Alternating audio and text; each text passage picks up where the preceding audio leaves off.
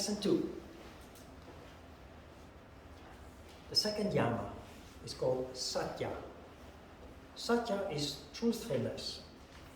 But in line with non-violence, it's non-lying. We make a vow not to engage or go along with lying anymore. Now, what we skipped in the first asana practice is an exercise called namaskar.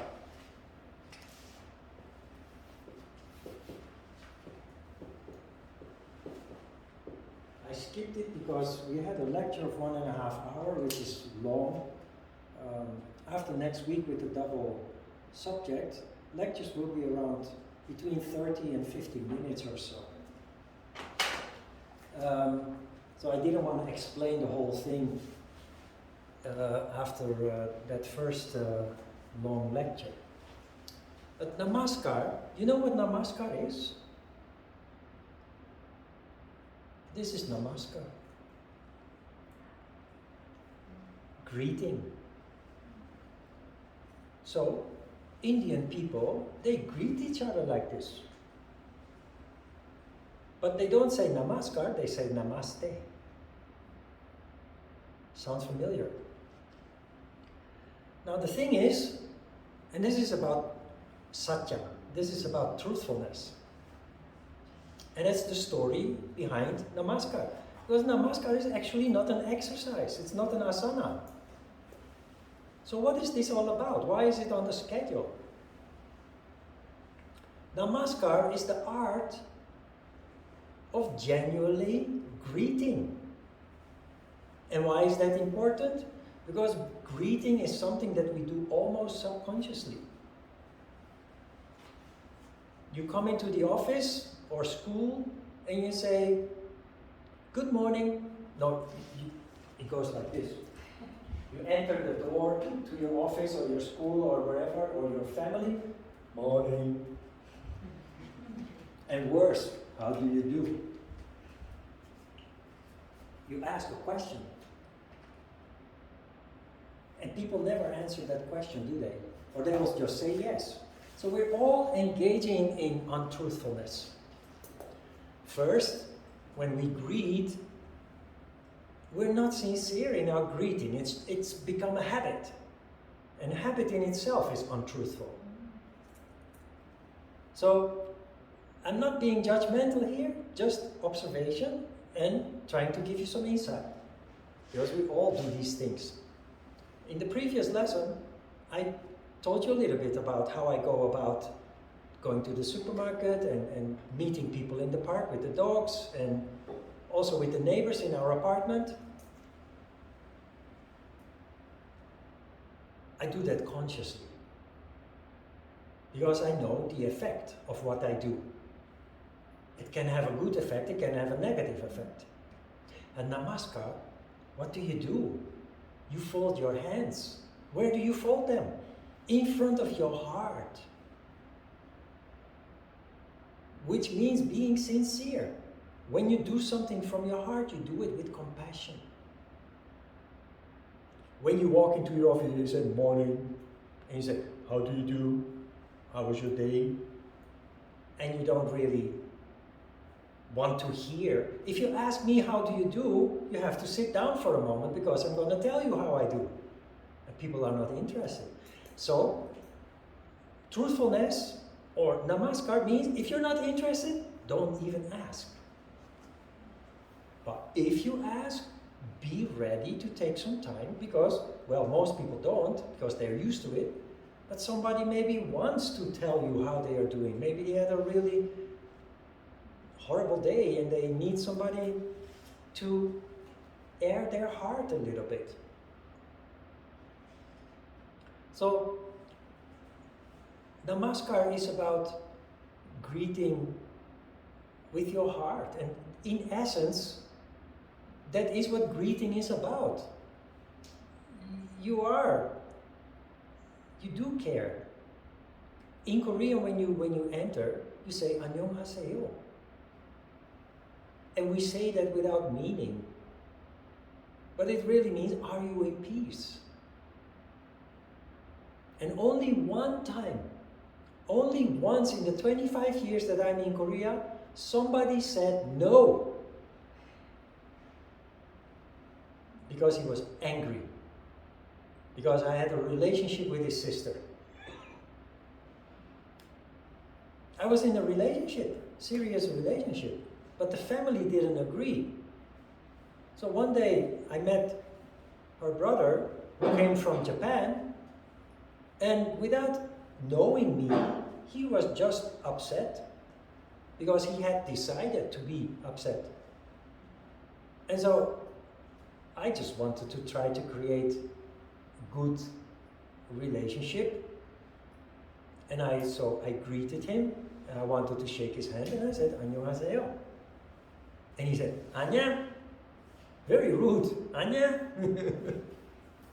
Later we became good friends, but that's another story. It's about, when we leave also in Korea, we say, "안녕히 계세요," stay in peace, or go in peace, "안녕히 가세요." But who actually is aware of the meaning of these words while we speak them and hear them so many times a day? They have no value anymore other than just a superficial greeting. Muslims put their hand on their heart when they greet. Salam. They say salam. Do you know what that means? Peace. Peace for us is sattva. So ancient people knew the importance of sattva, or peace, or salam. Interesting, huh? Because we have lost that meaning. So when we greet, that is what namaskar is about. Try to greet with your heart. That's why you fold your... And I'm Dutch. I'm not going to walk around Korea or the Netherlands folding my hands and bowing to everybody. Because that's not my culture. That would be a lie. That would be untruthful.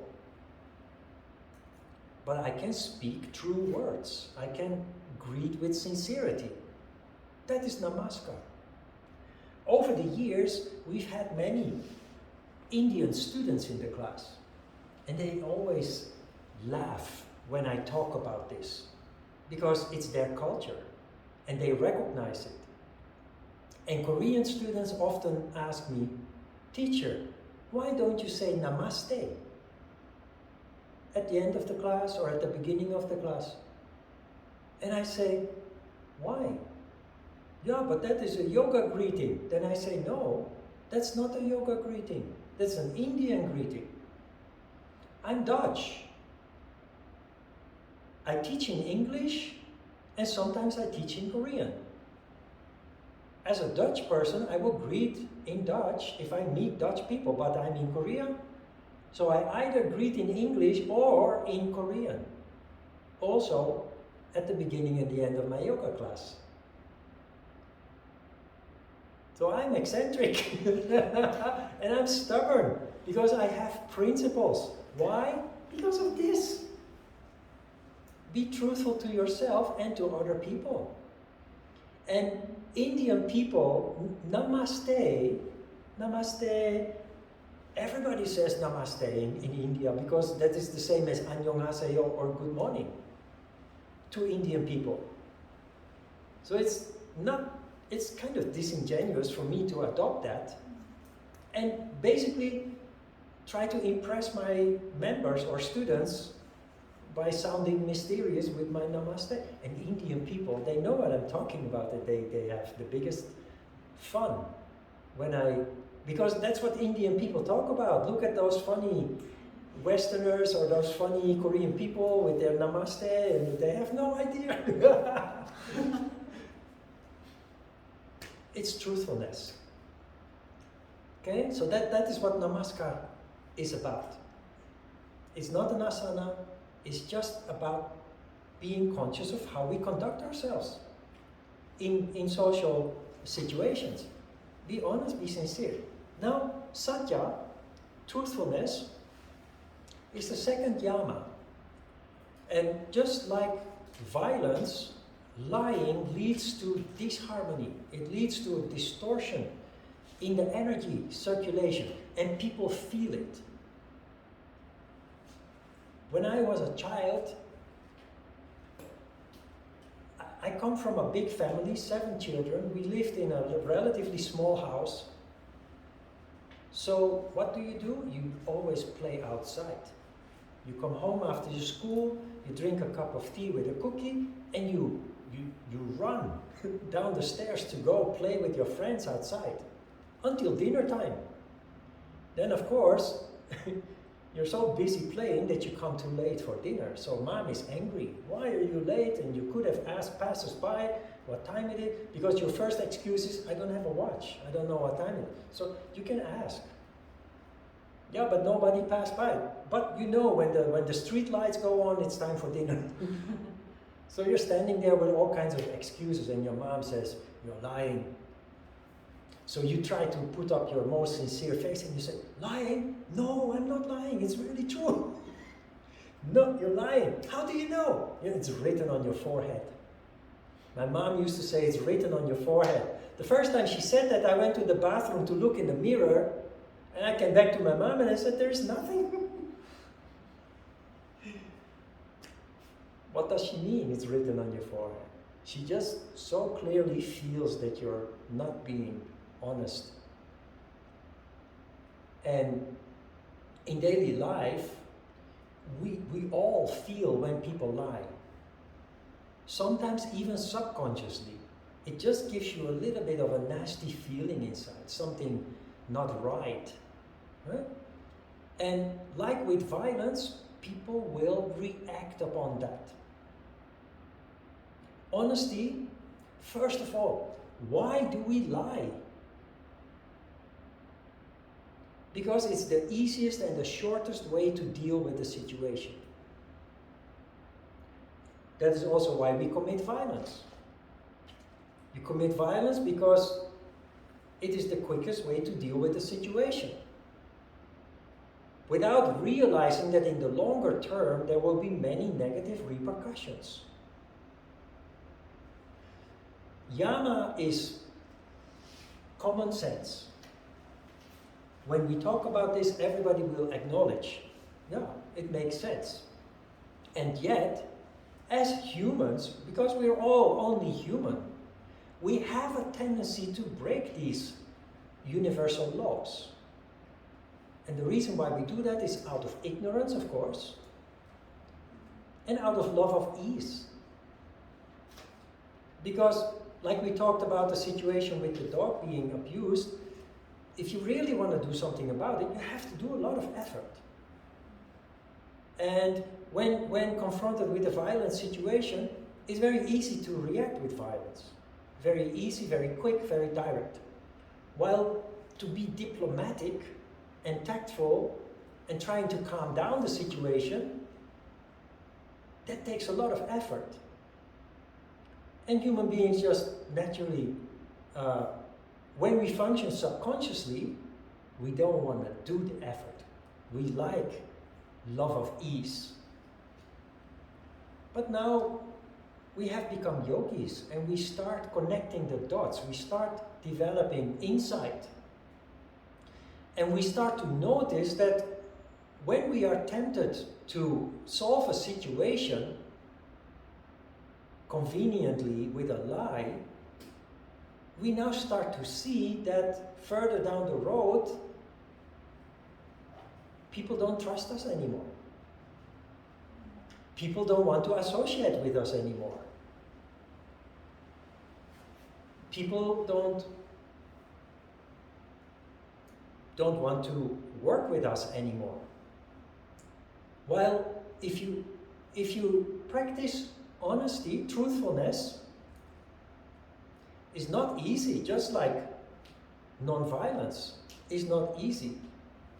But people feel something. And in the beginning they may be mistrustful. You find that in every new situation that you end up in. They might be mistrustful, even not believing that it is true that you are so honest. But when they find out that you're very consistent in your honesty, a wonderful trust starts to build. And out of trust can come chemistry and synergy. And it may help you to start a new project, a new job, a new relationship. While the opposite side, of course, is that people will avoid you, will shun you, will not want to work with you or share an opportunity with you. So it has direct implications, direct repercussions. And internally, I know from my own experience, when I am honest in a difficult situation, and I do the effort to present the truth in a way that it leads to harmony, without compromising the truth, you feel really good afterwards. You have accomplished something. But those times that you just acted like a human, and before you know it, you gave in to that tendency to tell a lie, to just make things simpler. You feel really bad afterwards. You feel dirty, you feel ugly. You recognize that? So, the knife cuts in many ways, in fact.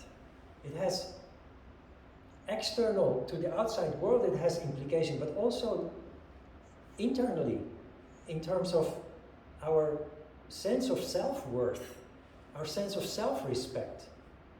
People who habitually lie, they have no self-respect. How can they? How could they? And people sense that. And people will act and react in accordance with that. It's all on a subtle level, but it is very real, and it is actually, once you start seeing this, it's not that subtle after all.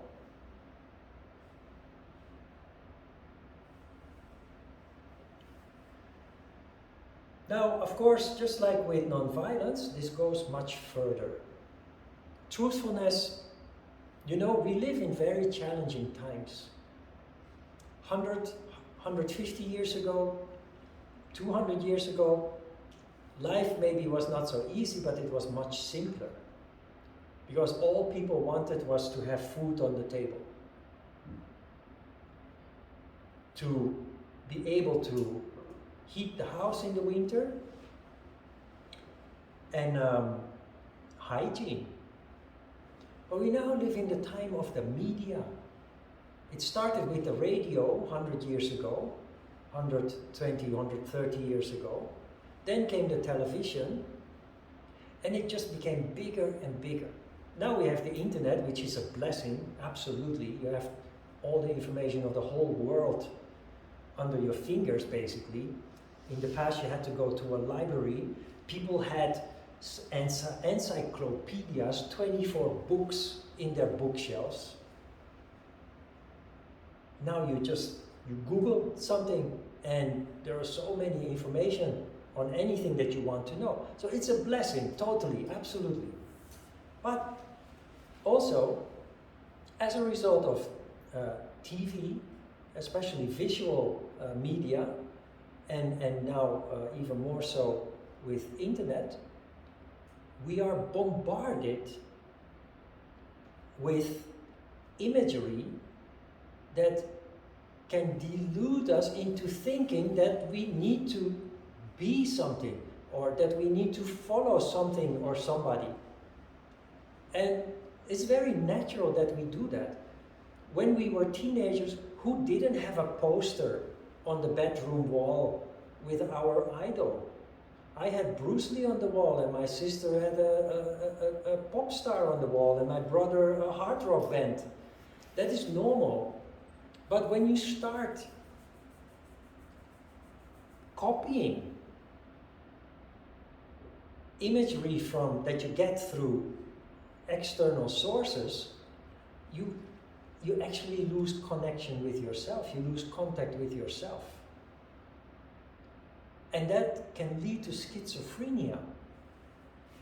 It can lead to disconnection from yourself and your environment. There are so many examples of this. When I was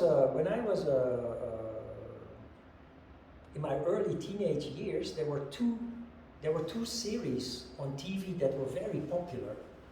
The one was called Dallas, and the other was called Dynasty. Young people don't know these series, but they were American series, but very popular all over the world. And it was all glitz and glamour. It was about the oil industry in Houston, Texas. People with palaces as houses, wearing diamonds, and all the intrigue that comes with those rich families. So people were glued to the TV.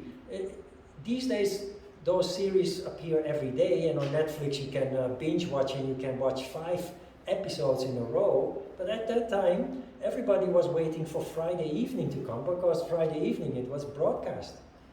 The other days you had other things on TV, but Friday you had Dallas or Dynasty. And I've seen in my environment, among family and friends, that people started to copy the characters in those series, not only in their behavior, but you know, these palaces, those houses, they have luxurious interior.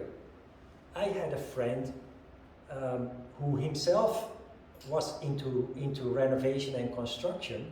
He modeled his small 2-bedroom house to a palace in Dallas, in Texas, Houston, Texas, with all the pomp and the glitter and the mirrors and the luxury, but just with a minimum salary. People buying cars bigger than they can afford, having to go to the bank to take out a loan. But driving that car, giving them a feeling of being in Texas, Houston, among the rich. It sounds weird, but this is how we function as people, as human beings. We like to identify with ideal pictures that we see. And as a teenager, that is an important stage of development where you find your true identity in the end. But as an adult, you should let it go. Now, I told you I'm from a big family. I'm the 5th. I have 1 older sister and 3 older brothers. I have also 2 younger sisters who are twins. And they are 4 years younger than me. The first 5 are very particular, kind of the same generation, and only 4 years gap is very different generation. They are very different from the first 5. And because they were twins, they were very popular, of course, already after they were born.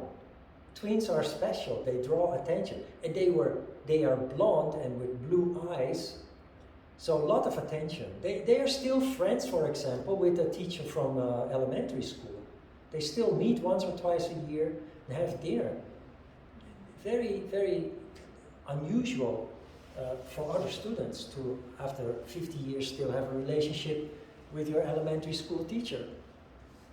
Then in high school, an enormous group of fellow students shaped, not necessarily around them, but of which they were part. And this group of friends would always do everything together. They would go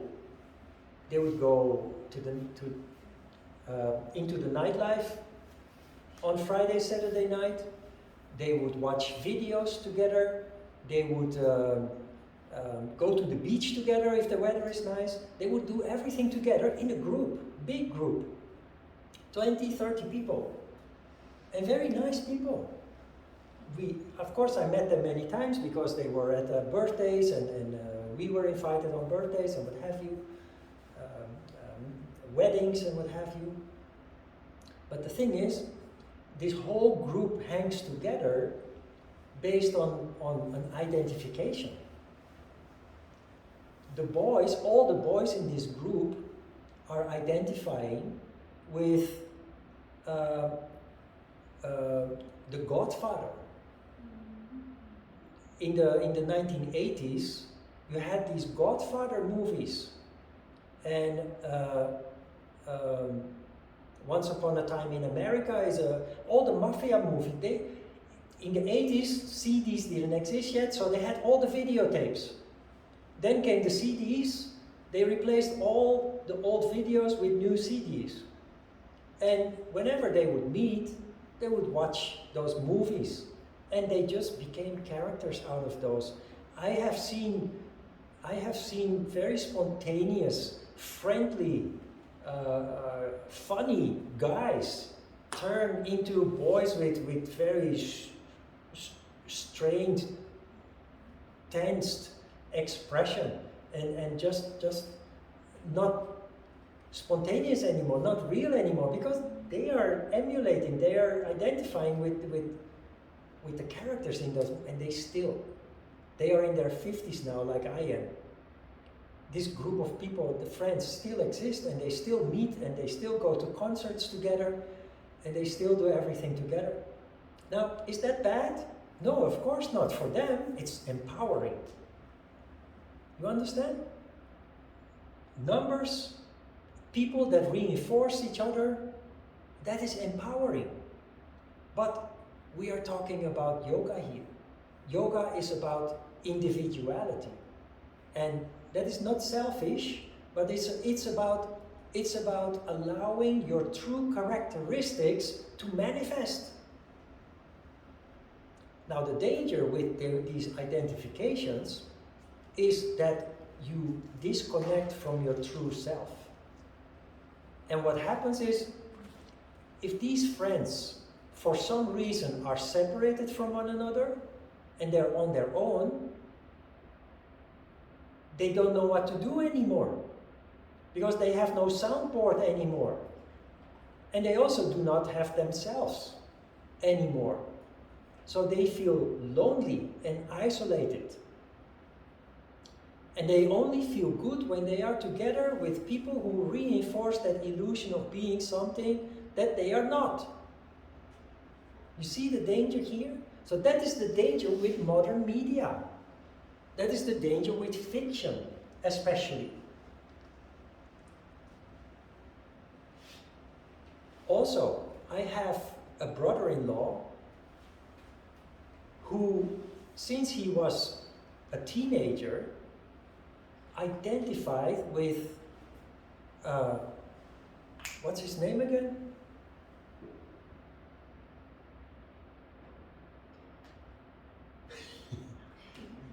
A very famous actor who, they call him the father of America or something? Cosby. Bill Cosby. Yeah, have you watched Bill Cosby? That has been a series that has played for years, and people were glued to the tube. And my brother-in-law is black, and he is tall, he is big, and he has adopted all the mannerisms of Bill Cosby, like a teddy bear, like a friendly big giant. Try to imagine how you feel having identified with a person for 40 years, and then you find out what a monster this guy is, because he's a monster. He has not just abused women, he has abused them in very horrible ways. So because I'm in Korea, I don't meet him. I do not know how he dealt with that. But it must have been a shock to him. The way that he walks, the way that he laughs, his facial expression, it's Bill Cosby. That is the danger with identifying with an idealism, with an ideal. It's untruthful. To whom? In the first place, to ourselves. Also to our environment, because we are pretending to be something that we are not. And we, as a result, also not capable of expressing who we truly are. But very much. It's of course important, being untruthful to the environment, to the people around us, but very much to ourselves, because we damage ourselves. We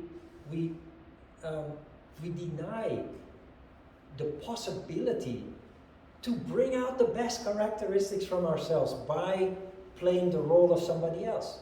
And I'm painting you extreme pictures, but we all do this. I identified with Bruce Lee as a teenager. I became very interested in martial arts in my 20s. It brought me to Korea. So I've been there, done that. But I left it behind. Because I had to come to the essence of myself because of yoga. And the big challenge that we are facing is the influence of the media. Look at the fake news that is spreading. And people start to believe it's true. It's dividing the world. And it leads to very dangerous situations. It's dangerous. And it's very much in line with that delusion. Not being able to see the truth anymore. Whether it is about yourself or about politics or the current situation in your country, it all comes down to the same.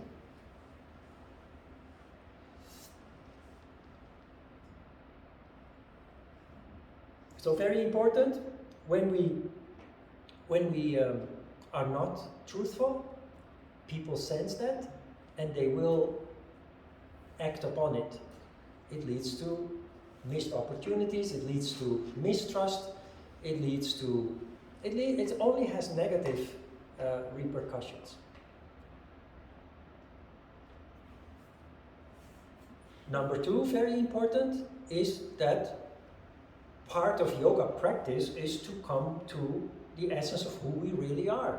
And we think we know who we are already, but interestingly, when you more and more follow your feeling, more and more follow your heart, you will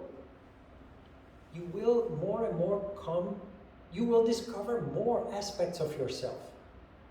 You will discover maybe some dark aspects of yourself that are related to your past, which you can then finally process and heal.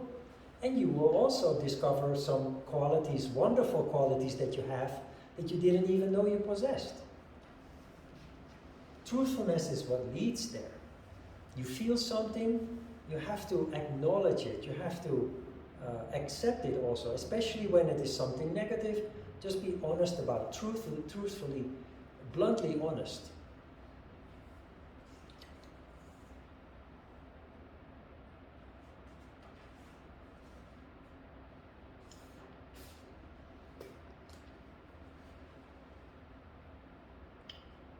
About giving compliments.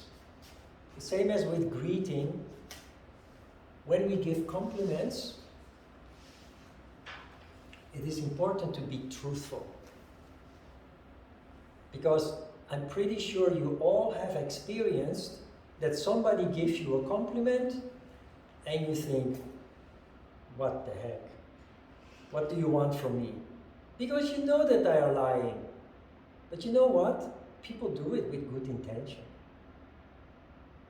People give you a compliment because they want to be nice. They do not realize that if somebody tells me, hey, you're so handsome, and they do that with good intention, they do not realize that I think, what the hell are you talking about?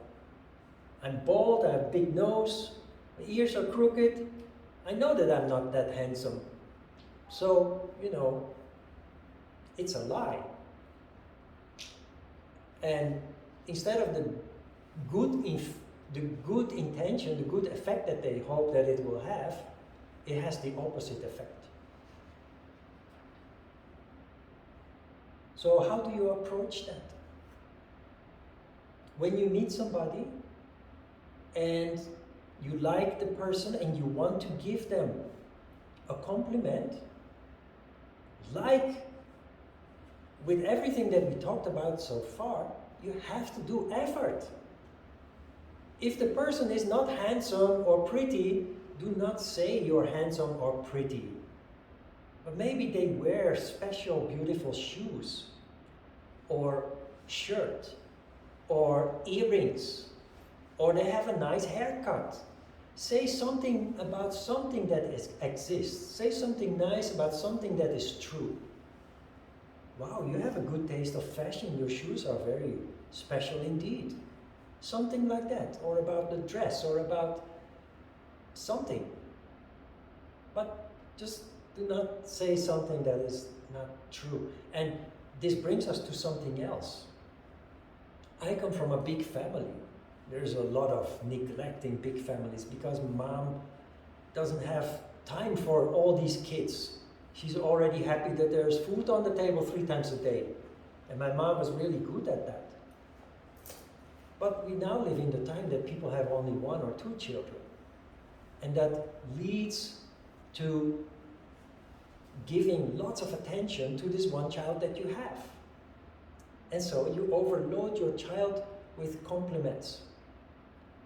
Now when you tell your child all the time how smart they are and how intelligent they are, children don't think, they feel. And they really feel good about those compliments. Yeah? But there comes a day that they go to school. The first day in kindergarten or the first day in school. And there are 20 other children who were all told by their parents that they are the cutest and the prettiest and the smartest. And the child is like, what the heck is this? I thought I was the smartest, but now there's so many others. So also there we have to try to control us. The intention again is good, but you have to think long term. We have to be austere with the compliments that we give. And we have to make sure, we have to be careful to let the children understand also they are not the only one that is smart and cute and pretty or handsome. There are others, so that later they're not disappointed or hurt when they discover that there are others that are just as pretty or even prettier or cuter or smarter than they are. What it comes down to again is, of course, we need to do a little effort.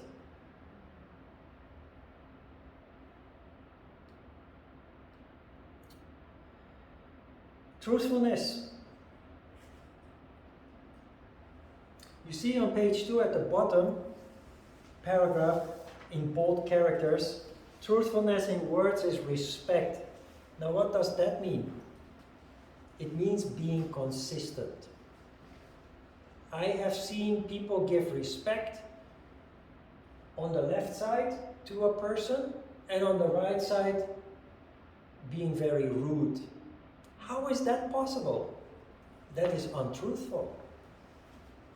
Example, I was 23 years ago on the riverside with my dog, at that time another dog, 2 dogs. And one of my yoga students who lived close to the yoga studio in Itaewon went together with me with her dog to the riverside in Dongbu Icheondo.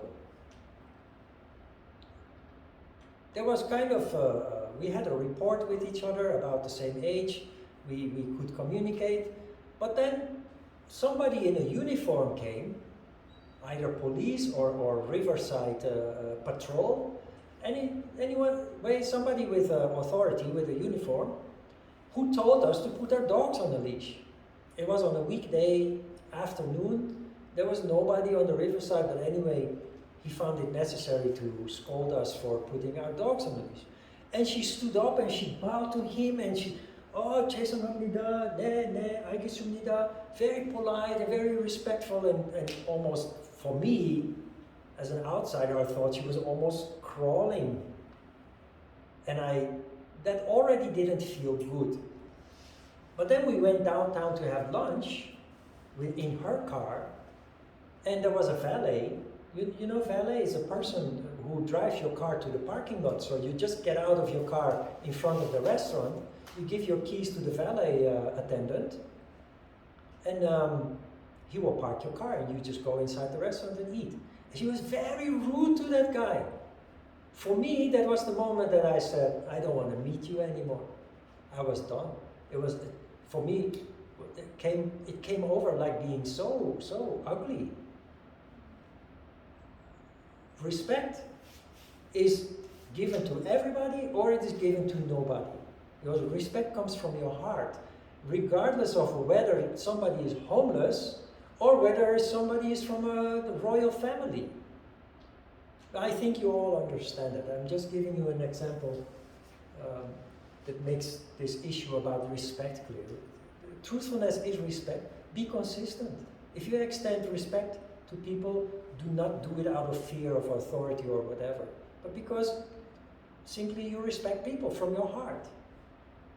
Otherwise, it's just not. And that policeman must have felt, and maybe he even enjoys people behaving like that, because you know some people like power, but it's a very ugly way of dealing with differentiating people. On the one hand, being very respectful, on the other hand, just basically shitting on people.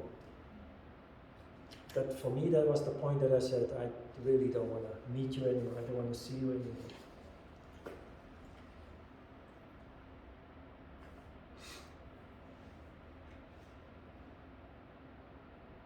The final paragraph, I underlined the whole paragraph. I will just read it. The criterion to becoming a yogi or yogini is that you function intuitively from the heart. A very important step in achieving that goal is the practice of the yamas, and in particular the practice of Satya, truthfulness. Refuse to live a life dictated by the media, commercials, society, friends, or others. Find your own truth. Find your own knowledge, find your own wisdom. You all possess those.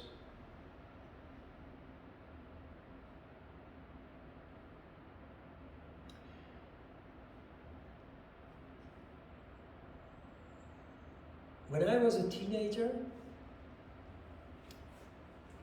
growing up in a big family, my parents divorced when I was 13 years old, which is a very tender age.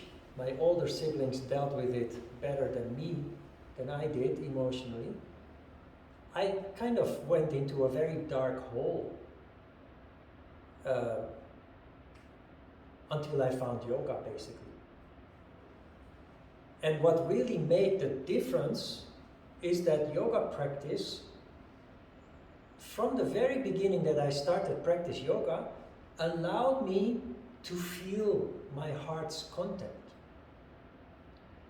What caused me to go off the rails as a teenager, technically it was not the divorce or the misery that I experienced. As a teenager, you just cannot rationally deal with that in the way that adults do.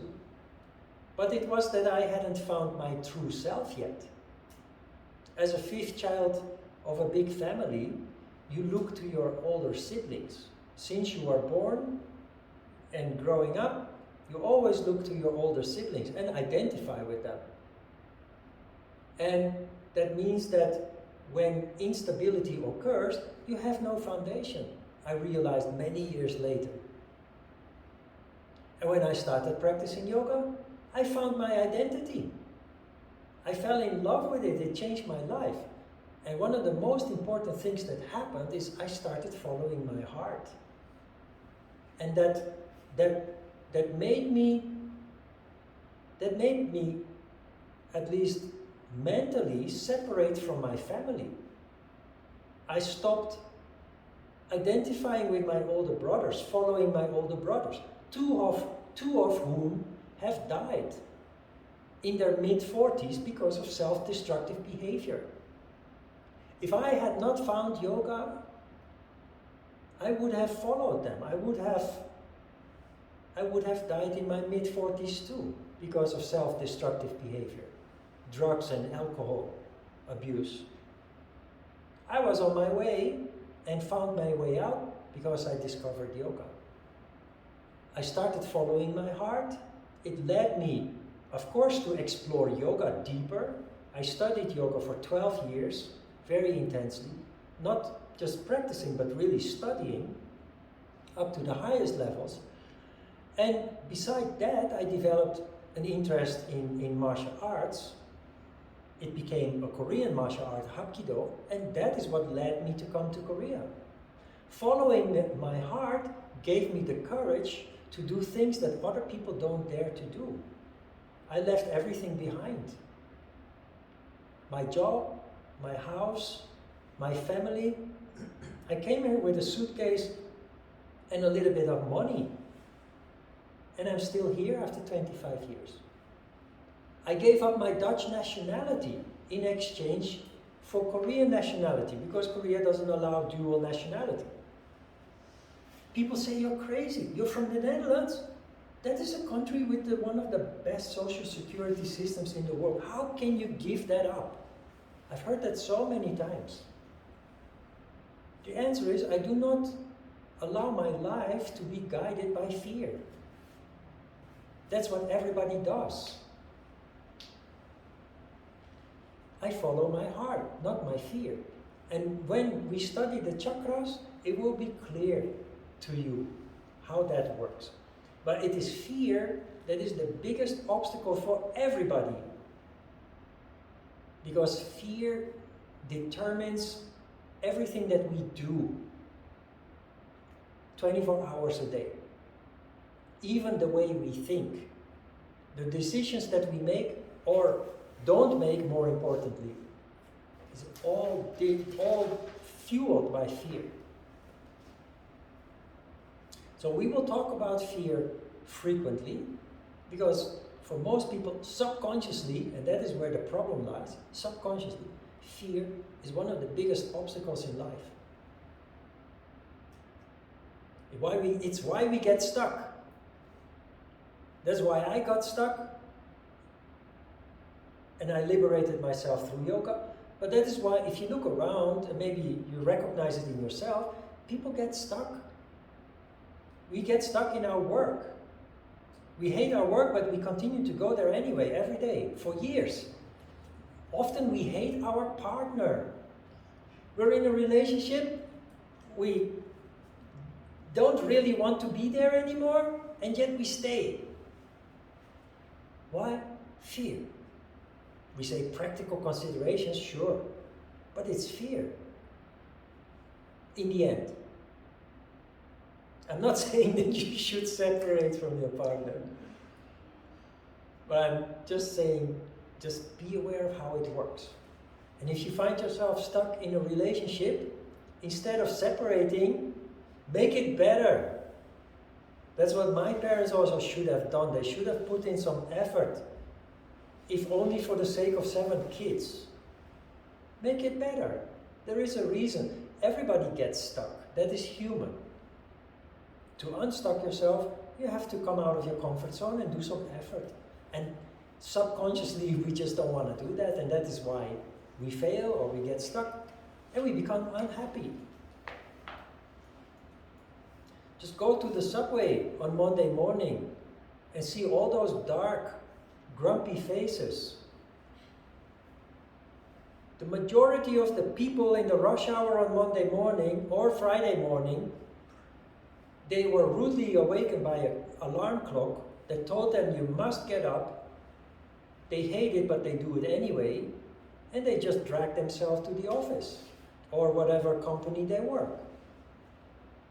And while doing their work, they're constantly looking at the clock. They just want next coffee time to come or lunchtime. And of course, most importantly, when the clock tells you you are allowed to go home. And our life in that way becomes dictated by the clock, but it kills our spirit. And that is why you see all those dark faces. People are not happy. But, you know, money can alleviate your suffering.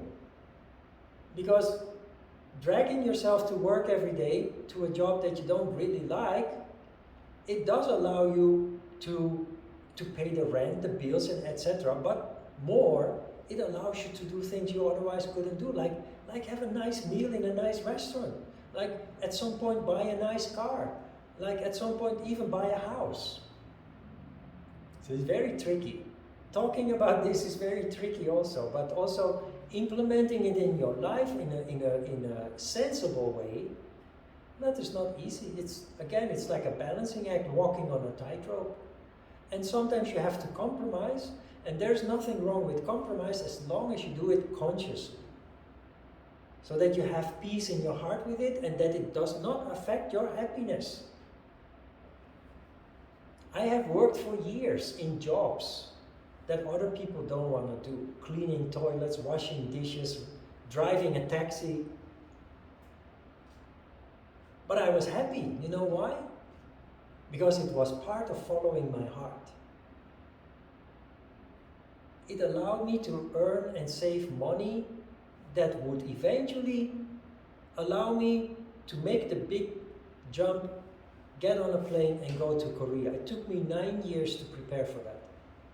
And everything I did, I felt happy. Everything I did that makes other people depressed, it made me happy. Why? Because I followed my heart. That is yoga. Washing dishes is yoga if it can earn you money to follow your dream. This also means if you are stuck in something, go into a conversation with yourself and ask yourself where you want to go with all this. And if you find purpose in that, you unstuck yourself. That is how you can develop contentment. We will talk about contentment too. It's one of the niyamas. That is how you can develop contentment in unsatisfactory situations. That is how you can be happy even in situations where you don't really want to be. Because you know it's a means, it's a tool. It's a means to get you where you want to be eventually.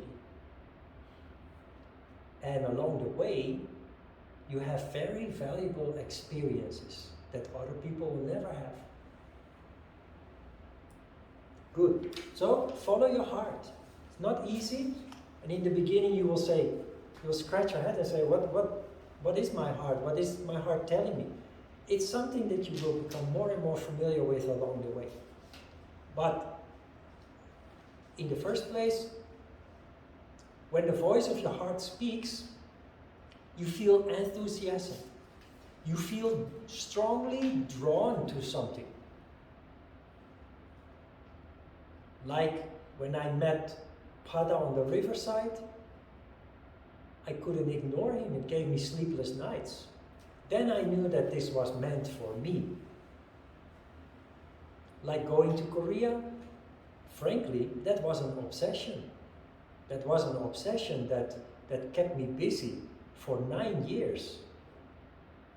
Everything I did in those 9 years was geared toward getting me to come here. I will talk about that later because I had several friends in the Hapkido gym in Amsterdam who also wanted to come Korea.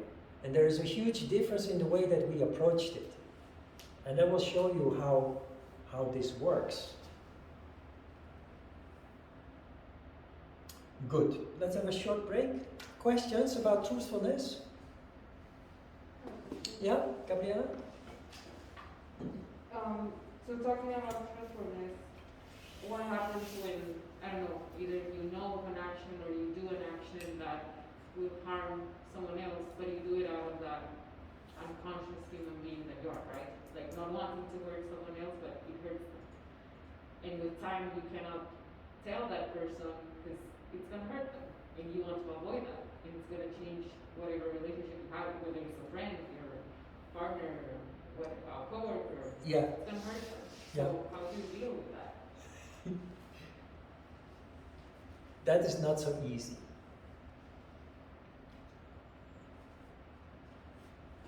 There are things, first of all, you cannot turn back the clock. Okay? Things that happened in the past, if you can, often you can't, but if you can, you try to correct it the moment that you become aware of it. Sometimes you just have to accept as it is, to avoid creating even more damage.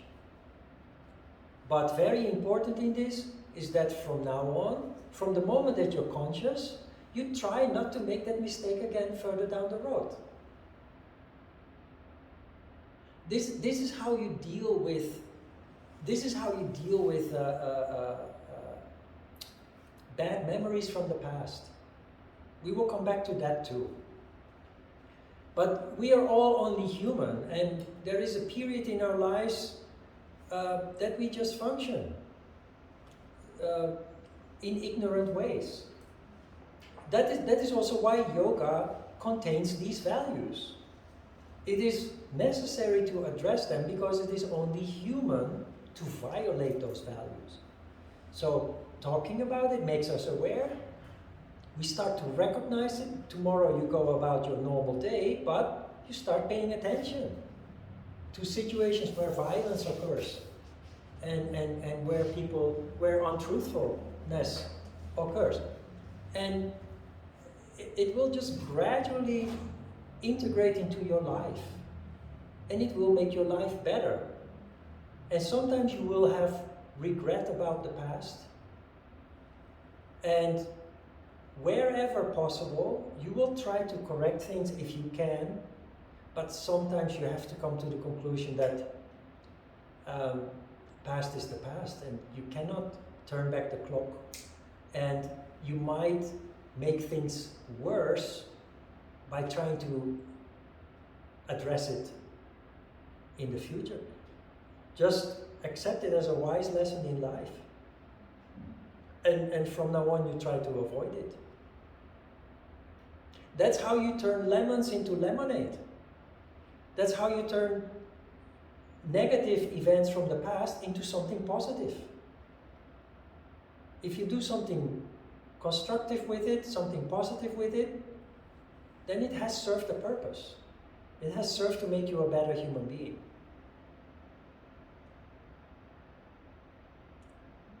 Yeah? All right, let's have a short break.